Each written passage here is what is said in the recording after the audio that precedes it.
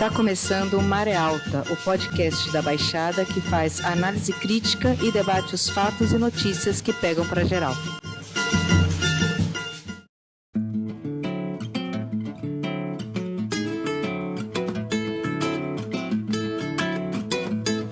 Teatro Lira Paulistana, 1984. Eu, Tom Zé, o locutor que vos fala, mas Charles Furlan, que me ajudava na sala.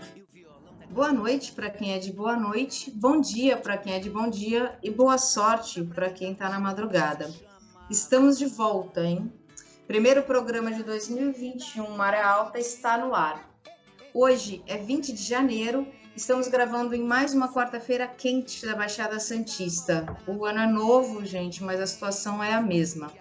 Para evitar o máximo possível de contato físico, cada um está na sua casa. Porque sigo aqui com os meus amigos Fernando. Tá aí, Fernando? E aí, gente, beleza? Isso aí. E o Rugai, que eu vou dar um oi e vou pedir para ele já dizer pra gente qual vai ser a nossa trilha sonora aqui. Beleza, gente? A trilha sonora de hoje é um disco do Tom Zé, gravado em 1984, ao vivo no Teatro Lira Paulistana. 84 foi o último ano da ditadura militar, né? Já estava o Brasil em processo de redemocratização. É um disco muito bem-humorado, satírico e crítico, chamado Jardim da Política, né? O PT é chamado de bebê bumbum de anjo na política, por exemplo, nesse disco, e o Tom Zé se questiona o quanto o poder apetece o PT ou não, né? Então, de certa forma, esse disco aí está num período onde se iniciou esse último ciclo do Brasil, que é esse ciclo da República, né, pós-redemocratização. E tem algumas sacadas muito interessantes. Vocês vão poder ouvir aí um pouquinho na introdução, no intervalo, no som de fundo. Jardim da Política, remasterizado em 1988. É isso aí.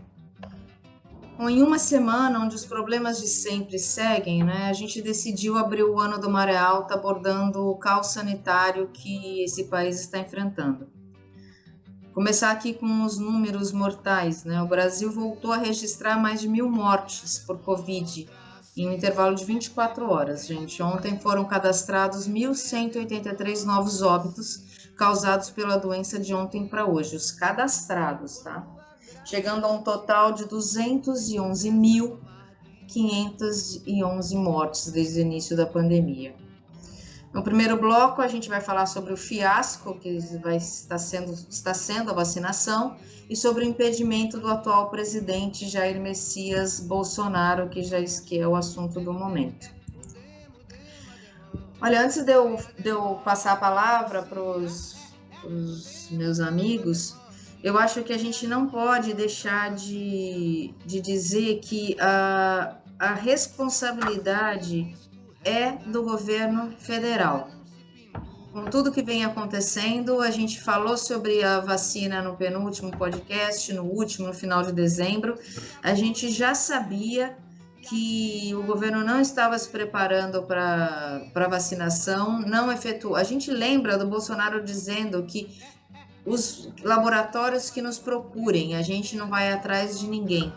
Então, a responsabilidade pela falta da vacina, porque sim, gente, as 6 milhões de doses que chegaram, nada mais vão vacinar 3 milhões de pessoas, porque são 2 doses, né?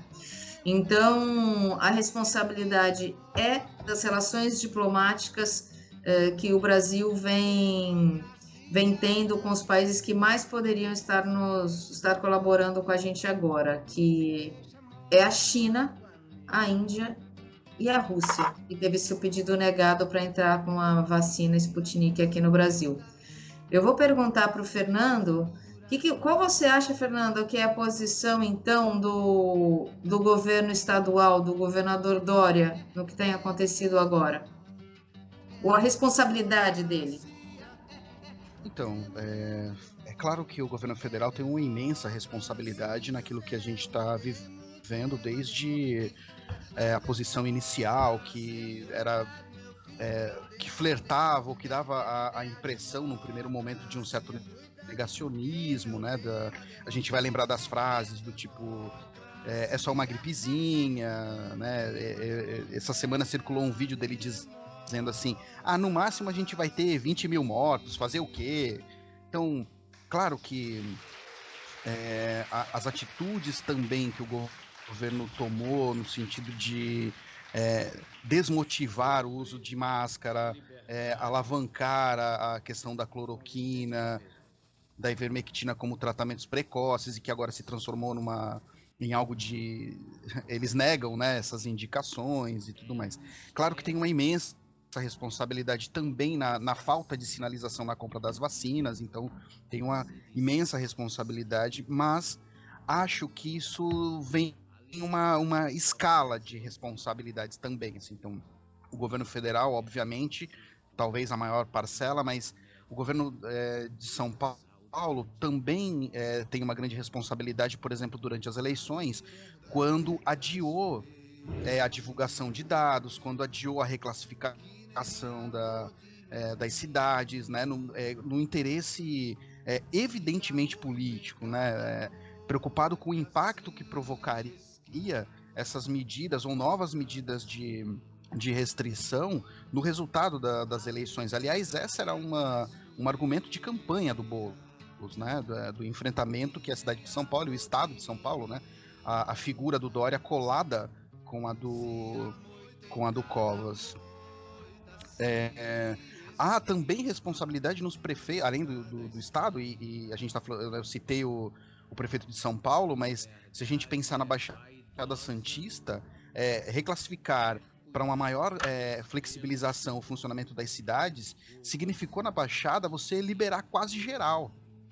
Santos teve, né, ali no fim do ano o fechamento das praias, mas nas outras cidades que vivem ou que têm um grande impacto pelo turismo, foi quase uma abertura geral. Então, essa responsabilidade começa no governo federal, obviamente, como eu disse, talvez a maior responsabilidade, mas ela vem numa escala até alcançar o cidadão comum.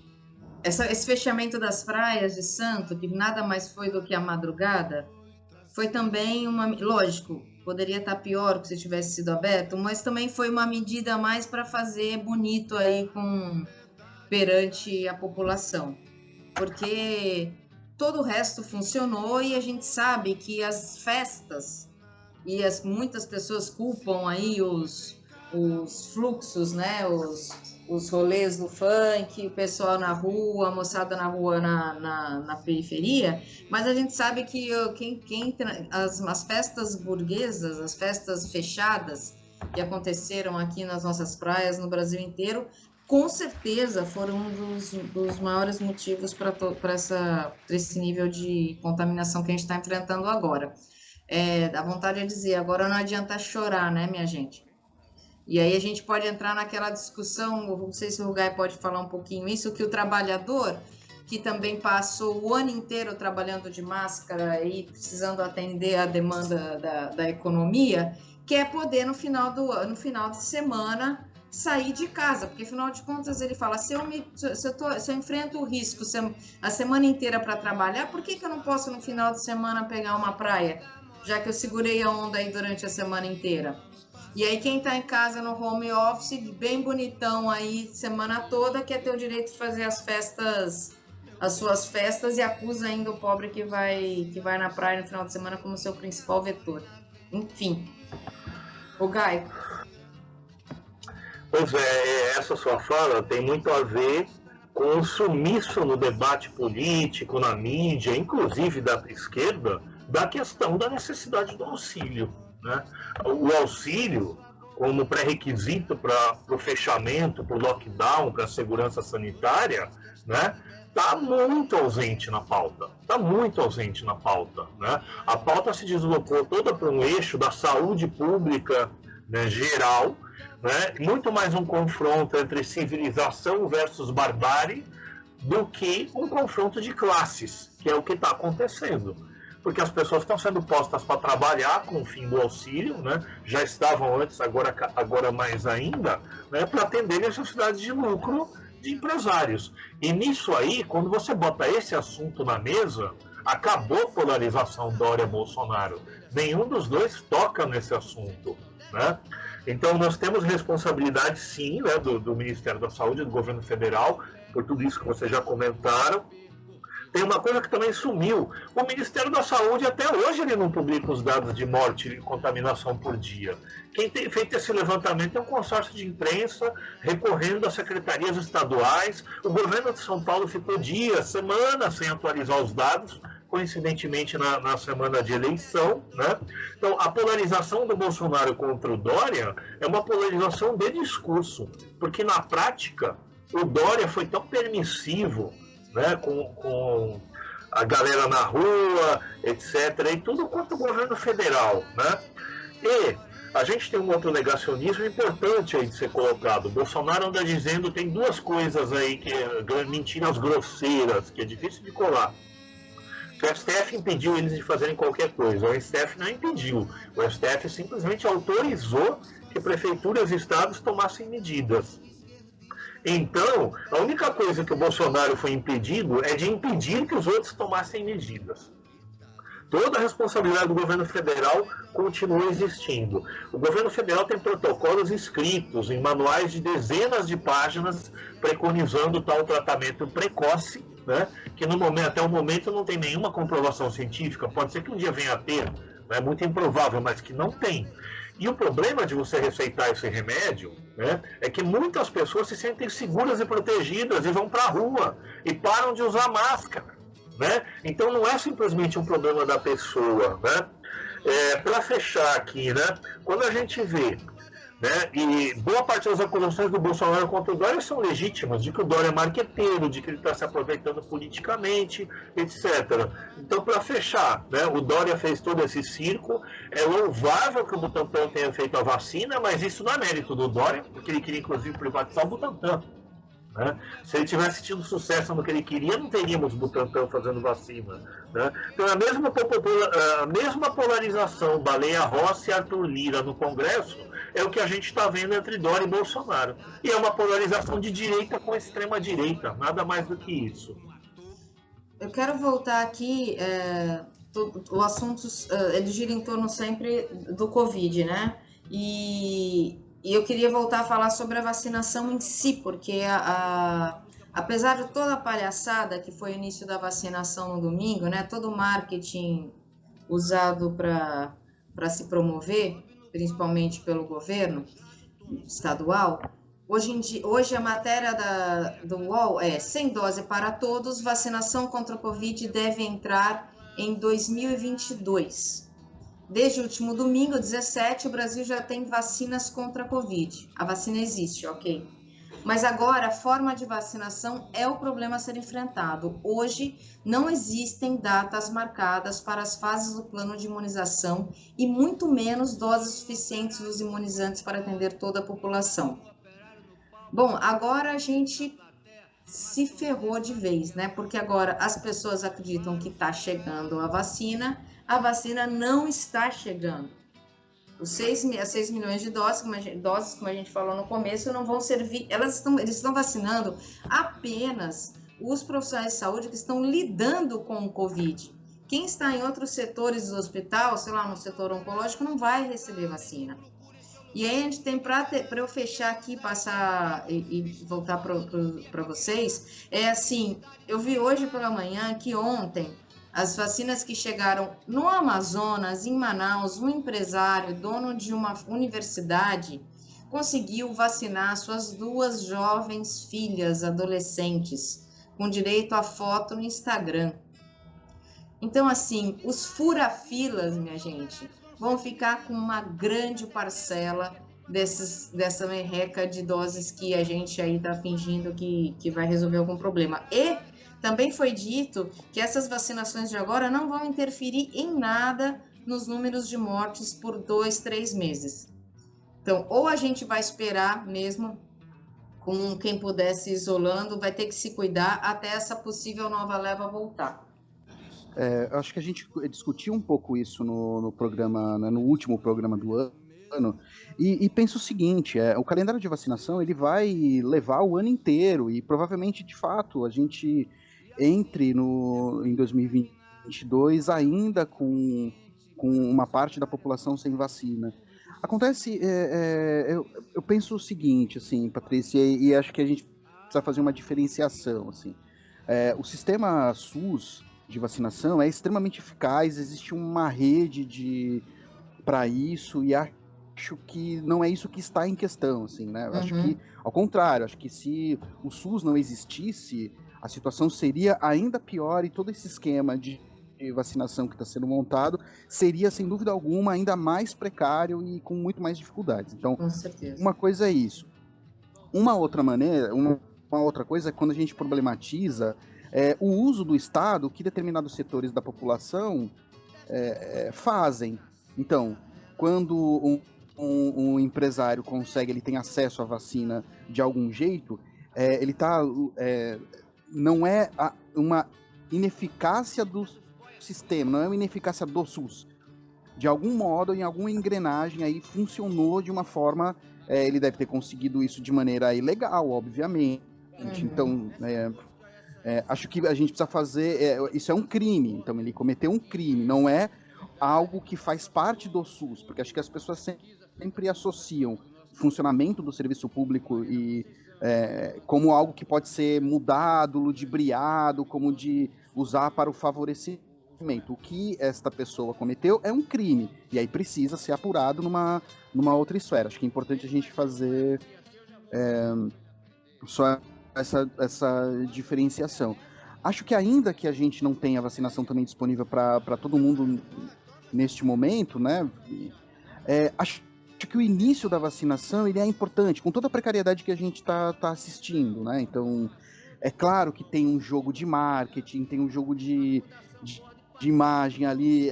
Eu acho curioso que até a escolha, talvez, da pessoa tenha sido, se não proposital, tenha sido curiosa. É uma corintiana, né? E todo mundo sabe que o Bolsonaro é um palmeirense. Parece que tudo está numa oposição, né? Ao governo federal. Assim, é claro que tem essa perspectiva marqueteira ali, mas ainda assim foi extremamente importante. Por exemplo, a gente ouvir da Anvisa uma afirmação contra aquela perspectiva de tratamentos precoces, de atendimento precoce. Foi importante a gente ouvir da Anvisa a reafirmação do discurso científico. E acho que, neste momento, é o início. A gente tem muitos problemas, mas eu acho que não dá exatamente para a gente considerar assim que é um início importante e fundamental nesse momento. Eu concordo com você, não existe, não é culpabilizar o SUS, nada disso. É importante, a vacina existe, mas é fato que agora não adianta a equipe do Bolsonaro lamber os chineses. Agora nós vamos ter que esperar. Então, assim, o problema é que não há forma de consertar o que ele fez. Porque enquanto eles estão tentando arrumar as cagadas que foram feitas, que eles fazem diariamente, seguem morrendo 1.000 pessoas por dia. Então é lógico. E o fato da vacina ter sido desenvolvida com insumo chinês, mas ter sido desenvolvida no Brasil, é motivo de orgulho, sim, porque o fato é que ainda não foi privatizada, é uma empresa brasileira. Isso é inegável. Mas a fila é muito longa, gente. É muita gente que vai morrer e a gente não tem como desprezar isso, porque eles vão tentar consertar. Colocaram o avião para decolar, para buscar uma vacina que não existe. Eles ultrapassa a sanidade. E aí, lugar? No combate ao bolsonarismo, isso tudo que o Fernando comentou foi importante, porque o governo teve que engolir, contrariado várias coisas, né? Os diretores da Anvisa, todos eles indicados por Bolsonaro, né, devem ter o cu na mão também, né, de assumirem um comprometimento com práticas anticientíficas, de recusarem uma vacina e de serem responsabilizados civil e criminalmente por isso, futuramente, né? Então, os caras também têm o que temer aí, né? Mas eu imagino os bastidores que tiveram por trás dessa reunião, transmitida ao vivo, num domingo, as 1.000 pressões que aconteceram por trás dessa reunião ali para aprovação ou não dessa vacina, né? E a questão da vacina, de alguma forma, sintetiza todas as mazelas do governo, né? Então a gente tem coisas anteriores ao governo, que é a desindustrialização do país e a incapacidade ou dificuldade de produzir seringa, insumos e outras coisas. Tem a dificuldade logística do país, tem as relações internacionais desastrosas, né? Vamos lembrar que Rússia, China e Índia são, junto com o Brasil e África do Sul, parte dos BRICS, e faziam parte, né, de um movimento, né, que não é de esquerda, mas que pelo menos era um dos países emergentes que buscavam se opor aos dominantes. Uma dessas lutas era pela quebra de patentes internacionais de medicamentos e vacinas. E a Índia liderava essa luta. Adivinhe quem foi o país que se colocou à cabeça da luta contra a quebra de patentes? Foi o Brasil. E aí o Brasil vai pedir vacina para a Índia agora? Os indianos passaram sabão no Brasil, né? E é curioso, porque o governo da Índia é de direita. Mas mesmo sendo de direita, é um governo nacionalista e soberano, que não quer ficar a cargo das empresas internacionais, né? Então nós estamos pagando por todos esses pecados aí, desindustrialização, condução péssima de política internacional, negacionismo científico que não se movimentou para pedir vacina e insumos enquanto era tempo, né? O governo está tendo que ajustar contas com a realidade e agora, só para concluir, acho que os limites da manipulação ideológica, mesmo pelas redes sociais, vão começar a ficar mais evidentes. Para aqueles, mesmo no campo da esquerda, que acham que é sempre possível manipular tudo de qualquer forma, é legal ficar atento à realidade. O auxílio acabou, a popularidade que no final do ano a gente terminou o programa fazendo está se invertendo, a impopularidade do Bolsonaro está crescendo. É muito difícil ele falar agora que ele não era contra a vacina e que ele bancou a vacina, como um dos filhos dele tuitou, depois deu uma remendada ali. É muito difícil o Pazuello ir para a TV e falar que ele não recomendava tratamento precoce quando tem documento escrito de dezenas de páginas do Ministério da Saúde, preconizando inclusive doses, fases, quantidades, né? Então, tem que ser muito grosseira, é um cavalo de pau muito grande, mudar radicalmente o discurso. Isso deve estar gerando uma confusão e, inclusive, uma inatividade muito grande por parte daqueles que aderem espontâneo e voluntariamente ao bolsonarismo. Porque você não recalibra o discurso de um giro de 180 graus da noite para o dia. Então, acho que a gente tem que estar muito atento nas próximas semanas, porque ninguém está falando de retomar o auxílio. E aí nós vamos ver como é que isso vai bater no grosso da população, né? A gente vai falar sobre impeachment mais para frente, acho que a gente vai poder falar um pouquinho mais sobre isso. Não sei se o Fernando quer finalizar, Fernando, que a gente vai passar para o segundo bloco. Também vou completar aqui, porque as pessoas podem achar que o governo chinês está deixando a gente para o final da fila, está pondo a população na frente, porque eles são generosos com as pessoas, e na verdade eles estão garantindo, com o isolamento, com a garantia uma vacinação eficiente, que a economia deles não pare. Né? Então, assim, aqui não está se fazendo nenhuma coisa em outra. Então, sem a vacina e sem o auxílio, a gente não sabe o que vai ser desse país no próximo ano. Lembrando, vamos sempre que do ano que vem é dia de eleição presidencial. Quer finalizar, Fernando, para a gente? Na próxima, vamos para o segundo bloco. Acho que só retomando isso mesmo que tu acabou de dizer, porque tanto Dória quanto o Bolsonaro não saíram dos palanques, né, desde 2018. O dia seguinte da eleição começou a campanha para 2022. É importante que a gente tenha em mente que é isso que está sendo disputado, né, nessa rixa entre os dois, porque, a grosso modo, como o Rugai mesmo disse, naquilo que se refere às políticas econômicas, às políticas de privatização, às reformas, Bolsonaro e Dória defendem as mesmas coisas, né? Tanto que não há crítica, e que conta também com o apoio da grande mídia. A Globo faz críticas ao Bolsonaro muito mais no campo dos costumes, e agora, né, muito constante a crítica sobre as medidas que o Bolsonaro fez durante a pandemia, ou que ele também não fez. Mas no campo econômico, não há críticas ao Paulo Guedes, não há crítica à reforma administrativa e tudo mais, né? Então, acho que é importante, assim. Acho que tem também um fato curioso, porque a gente associa esse negacionismo. Acho que seria interessante a gente, em alguma hora, discutir o que é esse negacionismo do Bolsonaro, que eu sempre acho que é muito mais complexo do que exatamente a completa negação da ciência. Mas tem uma coisa aqui no campo do discurso. Bolsonaro e Dória são muito parecidos, né? Eu não sei se vocês viram a entrevista do Bolsonaro pro Datena, o que já é muito difícil de acompanhar, né? Porque são dois personagens que, no mínimo, a gente pode classificar como bizarros. Indigesto. E a impressão que você tem com essa entrevista é que o Bolsonaro é um grande mentiroso, assim, de ter questões, assim, dele negar aquilo que ele falou, e que tem milhões de vídeos comprovando, mostrando o que ele diz. E o Dória também não está longe disso, gente. Só pra gente lembrar, durante a campanha que o Dória passou a perna no Alckmin, e né, não me importo muito com isso, eles que... entre um e outro eu torço que eles quebrem o pau mesmo, eu torço pela briga, como diz aí um ditado. Mas o Dória, inclusive, fez flexões com o Bolsonaro. O Bolsonaro fez o Dória fazer flexões, cara, pra dobradinha, né? Tinha dobradinha bolso Dória, mano. E, tipo... Sim, me lembrei agora do Maluf com Lula. Por aí, né? Mas acho que só pra lembrar, né, disso, assim, de que, na verdade, eu repeti algumas vezes essa frase, mas vou repetir de novo, que são duas caras de uma mesma moeda. Dito isso, a gente então está numa campanha presidencial.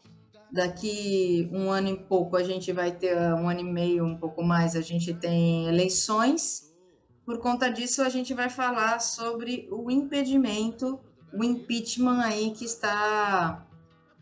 A princípio prestes a acontecer. Depois de um pequeno intervalo, ao som do lúcido e maravilhoso Tom Zé, a gente está de volta.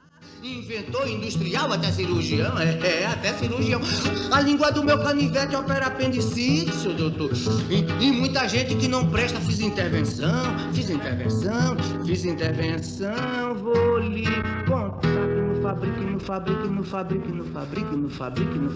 fabrico de bonecos, sou industrial, mas vamos ser guarde segredo pela caridade, pois eu atendo a domicílio na sociedade. E no fabrico de bonecos, sou industrial, mas vamos ser guarde segredo pela caridade, pois eu atendo a domicílio na sociedade. E como inventor, eu me orgulho porque já honrei a memória de Santos Dumont, porque eu inventei um maquinário ainda lá na minha terra, que fabricava aquela nota de 50 mil cruzeiros, mais bem feito que as da Casa da Moeda. Estamos de volta aqui com o segundo bloco e a gente vai falar sobre o impeachment, o impedimento que Bolsonaro está começando a sofrer pressão, hein? Tenho aqui uma notícia das 2 últimas horas do UOL. A manchete é: Mourão nega impeachment, mas defende freios se presidente arriscar o país. Rugai, que freios você acha que ele está se referindo? A que freios? Eu acho que ele se refere a ele mesmo e ao Exército como garantidores de uma certa capacidade de moderar o próprio Bolsonaro. Ou seja, para mim é lorota. Eu não vejo contradição nenhuma entre o Exército e o governo Bolsonaro. Acho que a conversa para boi dormir. Pelo contrário, o Exército só está na posição institucional que está, só ocupa os cargos que tem e as mamatas que tem nos cargos comissionados do governo federal, graças a esse personagem que é o Bolsonaro, que é usado por eles, né? E que os usa, mas que é usado por eles, né? Eu não acredito que o Bolsonaro mande em nada do Exército. Pelo contrário, eu acho que a instituição Forças Armadas, incluindo o Exército, que é mais poderosa do que o Jair Bolsonaro. Quando a gente fala de impeachment, eu acho quase inacreditável, e aí a minha fala se dirige mais para uma parte das pessoas que se consideram progressistas ou de esquerda. Eu acho inacreditável quanto as pessoas desprezam. Aí não vou nem falar de teoria, de conhecimento histórico, acadêmico, mas na própria história recente, cara. A gente viveu o impeachment do Collor, que muitos se lembram, outros eram muito jovens, e a gente viveu o impeachment da Dilma. Quais foram as razões, as forças que fizeram o impeachment acontecer? Não foram motivos legais. Não foram atropelos à ordem, corrupções, etc. No caso da Dilma, as razões eram fragilíssimas. Eu diria até que inexistentes do ponto de vista legal, embora o governo Dilma fosse um governo desastroso e à direita, né? Mas o que fez com que ela saísse dali foi a mobilização. Foram as ruas, as redes sociais também. Mas a direita soube se organizar, soube pressionar e ir para as ruas massivamente. E aí a gente vê o quê? Uma boa parte da esquerda postando, olha, até quando vão deixar esse homem lá? Até quando não tiver massa na rua, meu amigo, minha amiga? Não importam que tenham 200 pedidos de impeachment, não importam que tenha 400 atropelos à ordem e barbaridades ditas pelo governante. Enquanto no jogo de forças não tiver presente o fator povo mobilizado, não vai ter impeachment, não vai ter impeachment. O Supremo vai se calar. Olha o que o cara tem do lado dele, cara. O cara tem as Forças Armadas e não se enganem, hein? Atrás dele e atrás também das Forças Armadas existe um setor muito grande, majoritário, diria eu, da burguesia brasileira, que ainda prefere Bolsonaro do que qualquer atropelo institucional. Faltando aí um ano e pouco, um ano e meio para as eleições, então, eu não vejo a burguesia brasileira se arriscar para causar sempre uma turbulência que é um impeachment, para tirar um Bolsonaro e botar quem no lugar? Quem seria mais confiável para a burguesia brasileira? Está bom para a burguesia brasileira com o Bolsonaro. Não está ruim. É um setor muito pequeno da burguesia brasileira que se interessa pelo impeachment. Então acho que para começo de conversa é isso. Falta povo. Só isso. E aí a gente vê o desprezo que as pessoas têm pelo povo, até do ponto de vista de analisar as condições para o impeachment. O povo está presente na lógica dessas pessoas. Eu estava ouvindo o Rugai falar e eu estava lembrando do que a gente, logo depois do impeachment da Dilma, do impedimento da Dilma, a gente teve a gravação do pessoal da JBS e o Temer. Não sei se vocês lembram disso, né? Que o Temer dizia com todas as letras, né, para que continuasse subornando o Eduardo Cunha. Porque dessa forma ele era nosso e favoreceria lá, enfim, a própria JBS. Acho que ali se caracterizava como um crime, enfim, era um crime e isso desestabilizou o governo naquele momento, mas isso não avançou em termos de impeachment, ainda que essa discussão também surgiu, mas eu lembro de vários setores da sociedade brasileira defendendo uma posição contrária ao impeachment, porque um novo processo provocaria uma instabilidade na economia do país, além da própria instabilidade política. Acho que esse momento também, eu acho que uma grande parcela da burguesia brasileira vai defender isso, e eu acho que a gente precisa também considerar algumas coisas. Assim, eu concordo com o Rugai de que os militares estão fechados com o Bolsonaro. Acho que não há contrariedade, não há exatamente grandes conflitos entre os militares e Bolsonaro. Os militares incluem também as polícias, né? Sim. O Bolsonaro continua tendo uma base no Congresso, né? A gente viu o resultado das eleições e o quanto, de certa forma, ainda que pela política do fisiologismo, ele saía fortalecido. Né? O bolsonarismo não saiu exatamente como um grande perdedor, enfim, a gente já falou isso outras vezes, e o Bolsonaro ainda tem uma boa parte de apoio popular. E aí eu também entendo de que qualquer possibilidade de impedimento, há que haver mobilizações. E ainda que aconteçam mobilizações neste momento, são mobilizações que têm sido puxadas pela direita. Como a gente assistiu aí nessa última semana, o Dória puxando o panelaço, que era uma forma que a esquerda classificava como peculiar ali a classe média e tal, e que, assim, neste momento encara, inclusive, essa possibilidade de manifestação como algo positivo. Ou seja, ainda que essas manifestações, os panelaços ou qualquer outra mobilização possa acontecer, me parece que ela acontece pela via da direita. Tem também, antes a esquerda intelectual pode falar aqui, pode estar escutando a gente e dizer que, pô, mas como é que vocês estão querendo que o povo vá para a rua com a pandemia? Aí é assim, né? Então pode ir para a rua para festa, pode ir para a rua para o bar, o povo pode ir para a rua para trabalhar, né? O pizzaiolo pode ir para você poder pedir sua pizza depois do panelaço, o motoboy também tem que trabalhar, mas para a rua, para manifestação não pode. Então também fica essa coisa assim, não, a gente não sabe exatamente o que fazer, né? Também é porque não tem ninguém puxando isso, né? Porque a gente não tem muito tempo mais, eu queria que você puder encerrar para a gente o assunto, depois o Fernando também fala um pouco aí, vamos falar sobre se esse impedimento, depois que vocês falaram, está em vias ou não? Para mim, ele ainda não está em vias. Pode ser que venha a estar em vias, né? Agora, para tentar explicar por que essa mobilização sai pela direita e por que essa mobilização permite a articulação desse frentão que vai desde setores da esquerda até Dória e facilita, inclusive, o empacotamento disso, como todo mundo contra o Bolsonaro, como Bolsonaro contra o sistema político tradicional, entre aspas, qual é o mote dessa mobilização? Né? Está sendo em torno da saúde, está sendo em torno da ciência, com todas as hipocrisias que o Dória tem. Né? Mas qual é o destaque que está aí a sobrevivência econômica das pessoas? Nós estamos tendo uma epidemia de miséria no Brasil. Nós estamos tendo uma epidemia de fome no país. Nós estamos tendo uma epidemia de desemprego. E a gente não vê um bloco de esquerda no Congresso Nacional, ou mesmo nas ruas, pautar com centralidade a questão do auxílio. Eu não estou dizendo que não tenha que se falar da vacina e da saúde pública, mas tinha que ter no mínimo mesmo destaque. Porque aquela multidão de gente que está morrendo, sendo hospitalizada sem oxigênio em Manaus, se contamina porque está tendo que trabalhar. Em vários lugares também é a mesma coisa.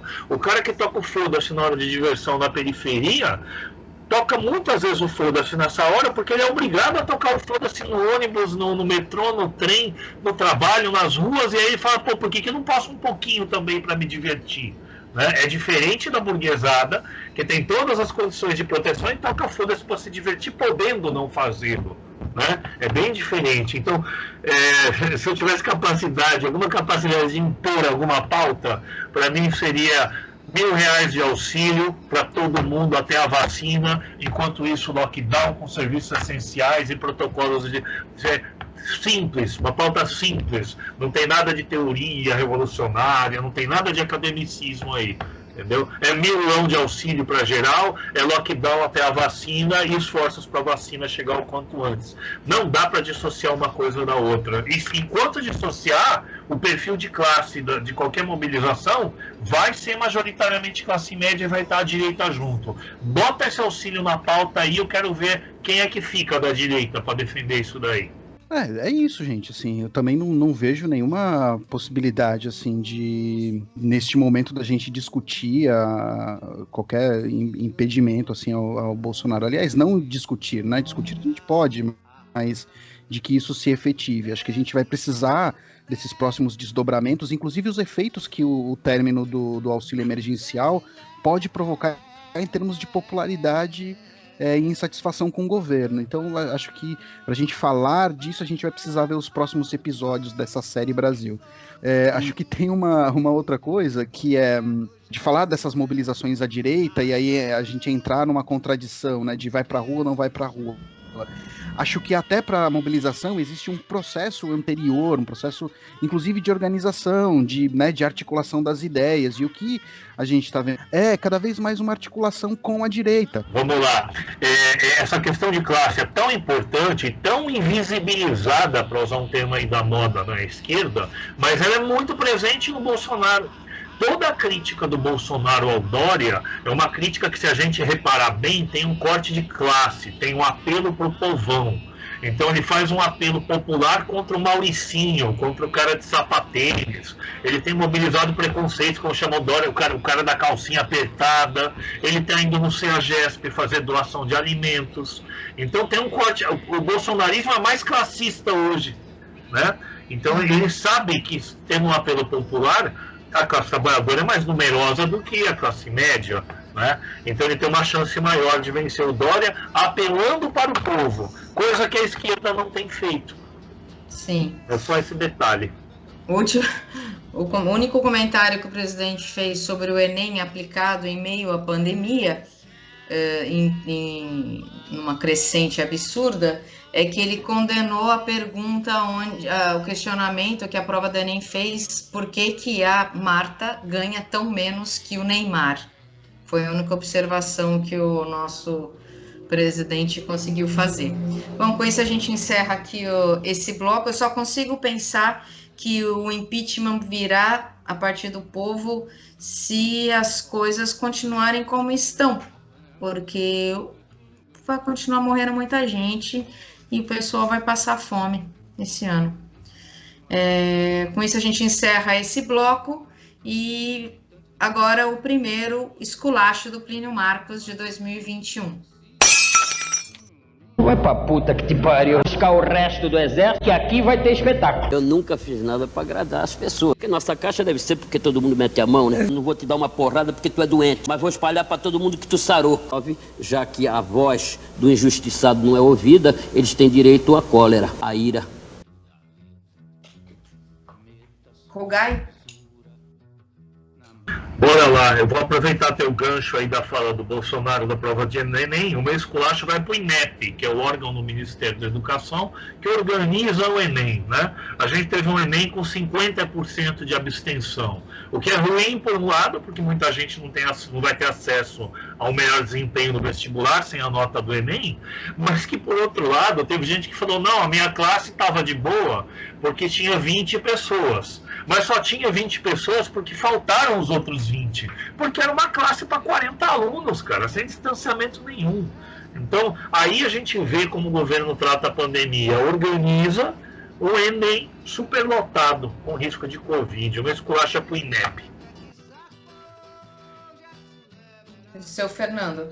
Foi difícil escolher o esculacho essa semana, mas... enfim, aconteceram tantas coisas, e na Baixada também muitas coisas aconteceram. Eu não poderia deixar de falar das mortes dos meninos na Vila Telma, né, como um ato de vingança aí da Polícia Militar, né?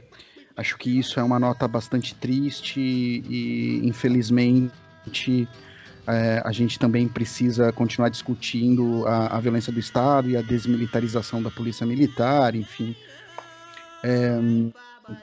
Mas o meu, né, com essa nota triste, o meu esculacho ainda vai ser para, não é exatamente desta semana, mas também acho que não dá para deixar de falar.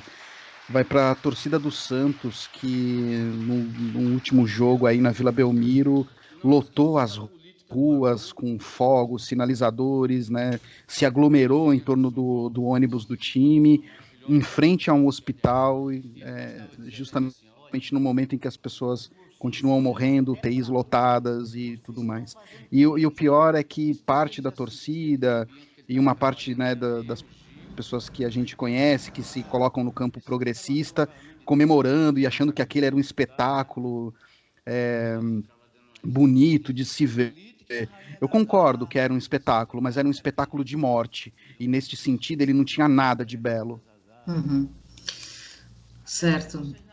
E o meu esculacho vai também a partir de uma situação que aconteceu aqui em Santos. Ontem o Gilmar Mendes suspendeu o inquérito contra o desembargador que humilhou o guarda em Santos. Diz que o direito de defesa foi violado e o Eduardo Siqueira está livre de prestar contas por enquanto. Bom, por hoje é só, pessoal. A semana que vem estaremos aqui novamente. Se cuidem quem puder e vamos que vamos.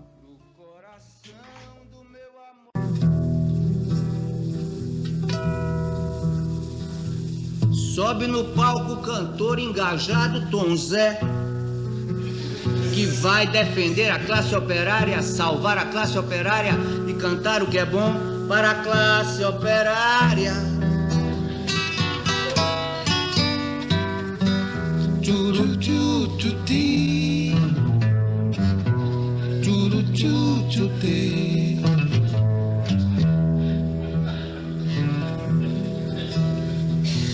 Nenhum operário foi consultado, não há nenhum operário no palco, talvez nem mesmo na plateia, mas Tom Zé sabe o que é bom para os operários. Tchu-tchu-ru-tchu-ti, tchu-tchu-ru-tchu-ti.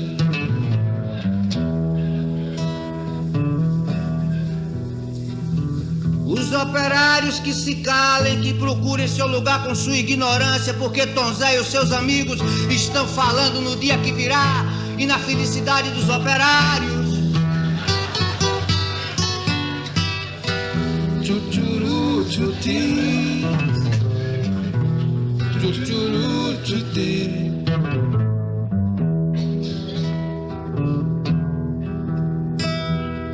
Se continuarem assim, todos os operários vão ser demitidos, talvez até presos, porque ficam atrapalhando Tom Zé e o seu público, que estão tratando do paraíso da classe operária.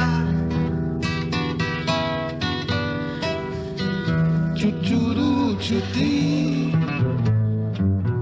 tchu-tchu-ru-tchu-ti.